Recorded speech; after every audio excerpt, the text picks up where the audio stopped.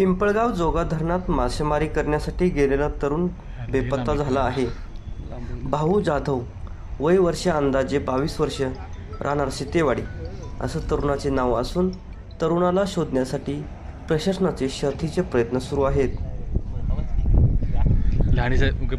अतिशय दुःखदायी घटना घडलेली आहे आमच्या परिसरामध्ये.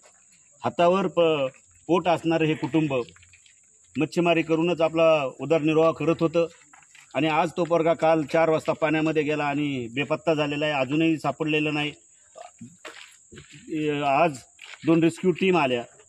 सकाळी 11-12 वाजेपासून शोधतायत, तरी पण अजून मिळून राहिला नाही आहे. तर याच्यामुळे आता बघू, तहसीलदार साहेबांशी बोलणं झालं. सर्कल साहेबांना सांगितलं, म्हटलं अजून कुठले टीम येत असेल तर बोलवून घ्या आणि लवकरात लवकर त्याचा शोध लावा. आता जो युवक बुडाला जाधव नावाचा, कोणत्या गावचे ते मडचे, तसे मूळ शितेवाडीचे आहेत पण राहायला मडमध्ये येतात. आता हे जे मच्छीमारी करत होते त्या ठेकेदारासाठी करत होते नाही, वैयक्तिक स्वतःसाठी करत होते, स्वतःच्या कुटुंबासाठी.